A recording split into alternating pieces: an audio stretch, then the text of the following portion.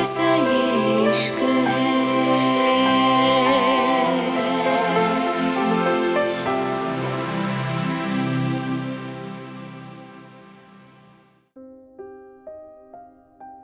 Sky villa. तारा और Arya driver के साथ हॉस्पिटल के लिए निकल चुकी थी। आर्या की हालत काफी खराब थी, लेकिन तारा उसको लगातार संभाल रही थी। आर्या दर्द से तड़पते हुए बोली, और कितनी देर लगेगी तारा में? और बर्दाश्त नहीं कर सकती प्लीज। तारा आर्या की कमर सहलाते हुए जल्दी से बोली, बस थोड़ी देर और आर्या हम पहुंचने वाले हैं। तारा की बात पे आर्या उसके हाथ को टाइट पकड़ते हुए बोली, तारा मुझे बहुत डर लग रहा है, हम सही रास्ते पे हैं ना? आर्या की बात सुन के तारा उसके सवाल का जवाब देने ही वाली थी, जब अचानक ही किसी ने उनकी गाड़ी को बुरी तरह टक्कर मारी थी। गाड़ी काफी दूर जाके गिरी थी। अचानक ही तेज धमाका हुआ था और फिर सब शांत हो गया। धमाका दूसरी गाड़ी में हुआ था, लेकिन उसका असर आर्या की गाड़ी पे भी पड़ा था। कुछ देर वहां आर्या की चीखें गूंजती रही और फिर एकदम सब शांत हो गया। राठौर इंडस्ट्रीज। क्यारा अपने गुस्से को शांत करके सीधी अपने केबिन में आई थी। इस बीच उसके एम्प्लॉय ने उससे बात करने की कोशिश की थी, लेकिन क्यारा का गुस्सा देख के सब शांत हो गए थे। क्यारा ने जैसे ही अपने केबिन में कदम रखा, उसके ऊपर काफी सारे फूल आके गिरे थे। क्यारा की मुट्ठी गुस्से से कस गई थी। तभी किसी ने उसको पीछे से हक कर लिया था। क्यारा के बदन में जैसे आग लग गई थी। क्यारा ने झटके से अनय को खुद से दूर धक्का दिया और गुस्से से बोली, क्या तरीका है यह? अनय, मैंने तुम्हें कितनी बार बताया है ऑफिस में मेरे साथ तमीज से रहा करो, और ये सब क्या बकवास है? इसको साफ कराओ प्लीज, मेरी मिस्टर डिसूजा के साथ मीटिंग है। क्यारा की बात पे अनय धीरे से बोला, कम ऑनन क्यारा, कभी तो मेरा साथ दिया करो। और तुम इतना बड़ा अवार्ड लेके आई हो, उसके लिए हम लोग तुम्हें सरप्राइज भी नहीं कर सकते? और यार, मुझे और तुम्हें रिलेशनशिप में आए हुए 8 महीने बीत गए, और तुम किस तो क्या खुद को छूने भी नहीं देती हो। आखिर ये सब कैसे चलेगा? अगर तुम्हें कोई भी प्रॉब्लम है तुम मना कर दो, क्योंकि तुम्हें इतने टाइम से शादी को टालते हुए भी देख रहा हूं। मैं अनय की बात पे क्यारा अपना सर पकड़ के बोली, देखो अनय, मेरी बात ध्यान से सुनो। मैं तुम्हें एक बात अच्छे से बता दूं, मैं शादी से पहले इन चीजों को सही नहीं मानती। और दूसरी बात, अगर तुम्हें लगता है रिश्ते छूने से चलते हैं तो ठीक है, हम रहते नहीं इस रिश्ते में। और प्लीज ये कहना बंद करो हम रिलेशनशिप में हैं, क्योंकि हम नहीं हैं अनय। मैंने तुमसे आज तक नहीं कहा मैं। और तुम। अभी क्यारा ने अपनी बात पूरी नहीं करी थी जब अनय बीच में बोल पड़ा, ओक सॉरी क्यारा, मैं बस थोड़ा सॉरी, मैं आगे से ध्यान रखूंगा। लेकिन तुम भी मुझे अपने फ्यूचर हस्बैंड की तरह ट्रीट नहीं करती। माना हम अभी किसी रिश्ते में नहीं, लेकिन सब लोग जानते हैं हमारी शादी होने वाली है। उस दिन तुमने सबके सामने मुझे रिंग पहनाई थी, तो अब तुम अपनी बातों से बदल रही हो। तुम्हें देख के लगता है जैसे तुम शादी भी नहीं करना चाहती। मैं ही बेवकूफों की तरह पीछे पीछे फिरता हूँ। अनय की बात पे क्यारा धीरे से बोली, नहीं अनय, ऐसी बात नहीं है। लेकिन अभी शादी? कुछ ज्यादा जल्दबाजी नहीं कर रहे तुम? मेरा मतलब है शादी के लिए अभी मैं रेडी नहीं हूँ। अभी मैंने अपनी सक्सेस देखनी शुरू करी है, अपनी दुनिया में कदम रखा है। मैं एक बेवकूफ लड़की नहीं रही, अब एक बिजनेस वुमेन बन चुकी हूँ। मैं अपनी लाइफ का ये फेस एंजॉय करना चाहती हूँ। अनय शादी में नहीं पड़ना चाहती। क्यारा की बात पे अनय उसका हाथ पकड़ते हुए बोला, देखो क्यारा, मैं तुम्हारी बात समझ रहा हूँ, लेकिन तुम भी समझो शादी करके तुम पे कोई बंदिशें नहीं लगेंगी। मैं और तुम साथ में मिलके बिजनेस संभालेंगे। देखो क्यारा, मैं नेक्स्ट वीक अपनी बहुत इंपॉर्टेंट बिजनेस ट्रिप पे जाने वाला हूँ, और वहां से आने में मुझे कितना टाइम लगेगा आई रियली डोंट नो। और मैं चाहता हूँ उससे पहले हमारी शादी हो जाए, ताकि मैं सुकून से जा सकूं। अगर तुम्हें चलना है तुम मेरे साथ चल सकती हो, हमारा हनीमून भी हो जाएगा। लेकिन मैं शादी करके है जाऊंगा, और अब मैं तुम्हारा एक बहाना भी नहीं सुनने वाला, जो कि महीनों से सुनता आ रहा हूं। आगे तुम्हारी मर्जी है, तुम्हें मुझसे शादी करनी है या नहीं। अनय की बात से क्यारा सोच में पड़ गई थी, क्योंकि वो अभी शादी के लिए रेडी नहीं थी, और फिर अचानक से ये सब। क्यारा धीरे से बोली, लेकिन अनय, मैं अभी। अनय फिर से क्यारा की बात को बीच में काटते हुए बोला, क्यारा, तुम्हारा कोई भी बहाना नहीं चलेगा। मैं अच्छे से जानता हूं तुम आरोन की वजह से मना कर रही हो, और अगर ऐसा है तो मैं तुमसे ज्यादा बेवकूफ किसी को नहीं समझता। मतलब तुम कैसी इंसान हो? कियारा, कितना दर्द दोगी खुद को? वो इंसान तुमसे झूठ बोल के शादी कर चुका है, और उसने उस रात तुम्हारे साथ, जानती हो ना क्या किया था? उसके बाद भी उसने तुम्हें कदम कदम पे हर्ट किया है। तुम्हारा क्या हाल किया तुम जानती हो ना? उसके बाद भी तुम इस बारे में सोच रही हो?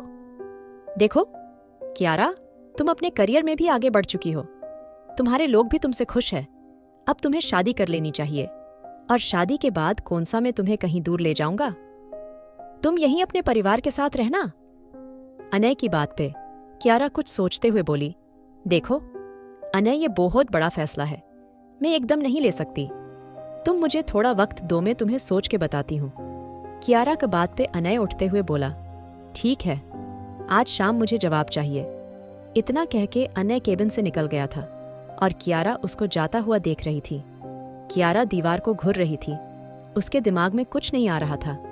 कियारा है गहरी सांस ली और उठकर मीटिंग रूम में चली गई। London hospital. आर्या का ऑपरेशन चल रहा था और तारा अभी बेहोश थी। बाहर आर्यन बेताबी से इधर उधर टहल रहा था, उसकी आंखों में आंसू थे।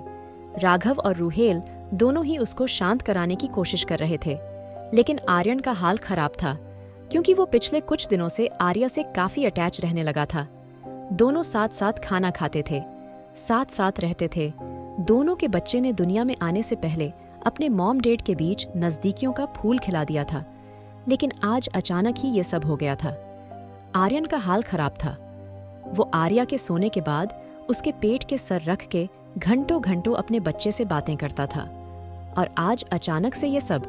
आरोन, जो कि अपने कुछ गार्ड्स के साथ खड़ा था, आर्यन के कांधे पे हाथ रखते हुए बोला, ये वक्त अपने होश खोने का नहीं है। तुम कमजोर नहीं पड़ सकते। जिसने भी ये सब करा है, हम उसका पता जरूर लगाएंगे। आरोन के कहने पे आर्यन आरोन के गले लग के रोने लगा था। आरोन आर्यन को शांत करते हुए प्यार से बोला, स्मा भालो, खुद को आर्या को जरूरत है तुम्हारी। आरोन की बात पे आर्यन धीरे से बोला, मेरा बच्चा आरोन, उसको कुछ नहीं होगा ना? आर्यन के दिमाग में बार बार आर्या की वो हालत आ रही थी जब उसने आर्या को गाड़ी के अंदर उल्टा पड़े देखा था। उसके चेहरे पे कई जगह चोट थी, उसके सर से खून बह रहा था। आर्यन जानता था वो आर्या का नाम लेके कुछ नहीं पूछ सकता, उसकी ईगो आगे आ रही थी। वरना असल बात तो ये थी, उसको बच्चे से ज्यादा आर्या की फिक्र थी। अभी आरोन आर्यन को संभाल ही रहा था जब ऑपरेशन थिएटर का दरवाजा खुला और डॉक्टर लाचार कदमों से बाहर आए। आर्यन डॉक्टर को देख के भाग के उनके पास गया था। डॉक्टर, मेरा बच्चा और आर्या ठीक है ना? बताइए ना डॉक्टर, आर्यन खुद को शांत करते हुए बोला।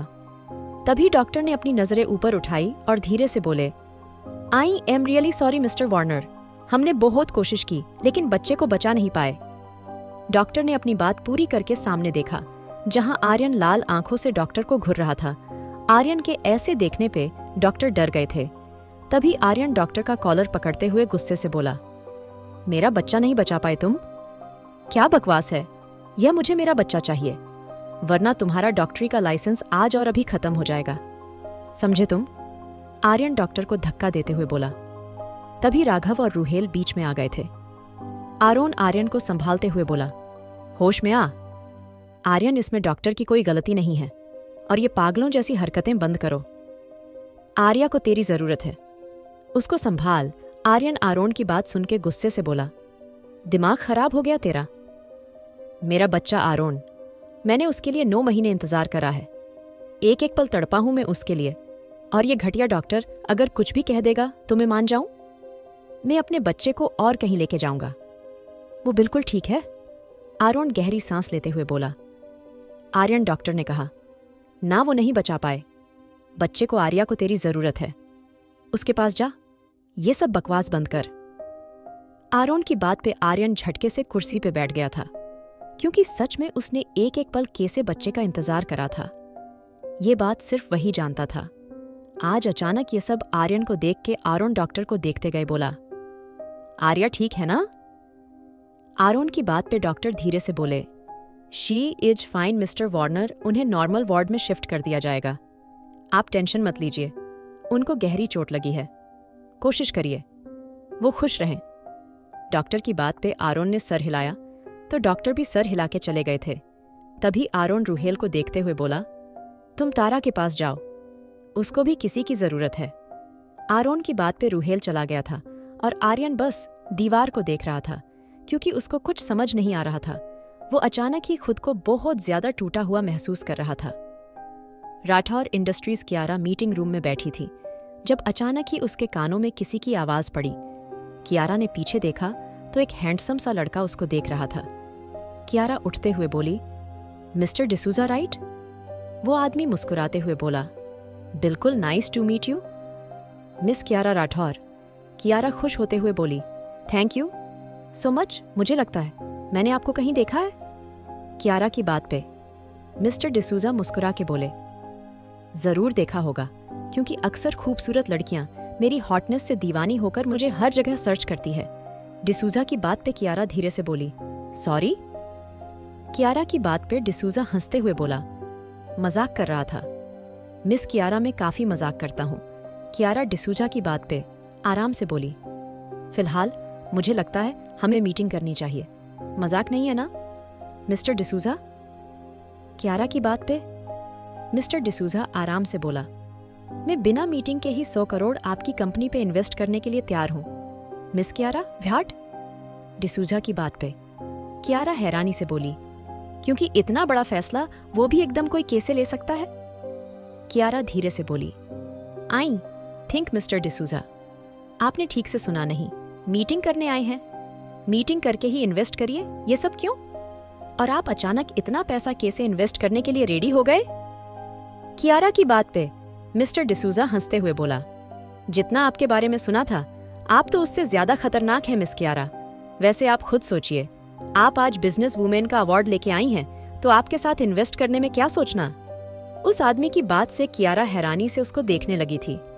आखिर कौन है ये मिस्टर डिसूजा? क्या करेगा अब आर्यन? जानने के लिए सुनिए the devil's seduction, innocence fall, and don't forget to like, share and subscribe for more episodes.